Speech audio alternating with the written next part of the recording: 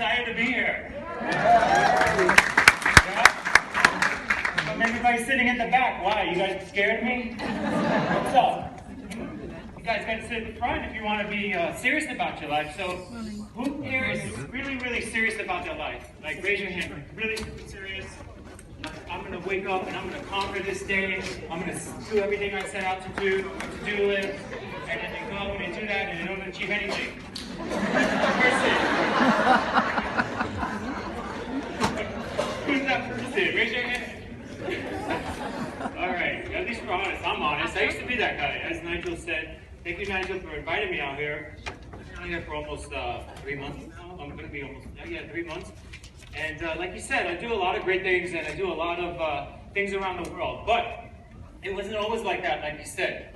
There was a point in time I had smoking cigarettes. I was addicted to that, addicted to reckless relationships, addicted to suicidal thoughts, not feeling good about myself, not confident, not secure, indecisiveness, what else? Guilt. What else can we throw in there? Right? Who has something they can throw in there with me? Oh man, come on, we all have it right at the top of our heads, right? Come on guys, be honest right now, right? I didn't do this, I didn't do that, I could have done this, could have done that, this one did this to me, the weather was horrible, the traffic was really bad this morning or Monday or whatever, right? My husband left me. Being honest here, right? Because this is real life stuff that we got to work through. This is what we call inner conflict that stops each and every single one of us from achieving something great that guy up there that he should do, right? And the inner conflict needs to get resolved. But I'm going to walk you through some things that I have developed, and I speak to a lot of people all around the world. And these are things that people have reached out to me on, talked to me about, that Rajesh, I'm having this problem with, not feeling good. I've been depressed for like 2 years. I can't shake it. What do I do? Well, first thing I asked them is, what have you been doing to get yourself depressed? And they're always like, man, what are you talking about? What do you mean, what am I doing to get myself depressed? Well, the short of it is that we all know how to get ourselves depressed, right? Does everybody agree or does everybody understand? No, probably not. Because you're like, oh, if I do that, then I can fix it, right? But why are we still struggling with depression, right? So we all have these internal triggers that we are mapped to get ourselves depressed. Maybe it's like walking with your head down, or maybe it's like a sigh, like a,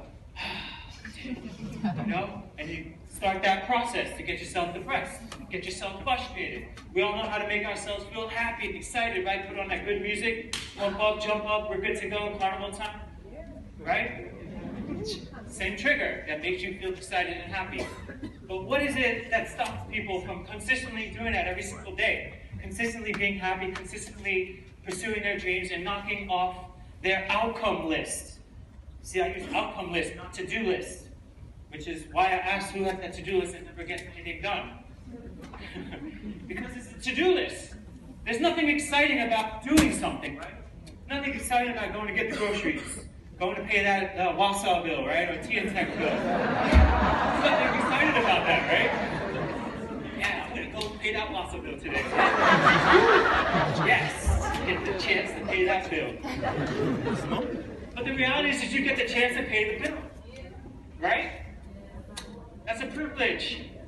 Isn't that a privilege? Yes. It's a privilege to pay your bills on time, right? Imagine if you didn't have the money. How many people stress out? They don't have enough money. They can't even afford food on the table.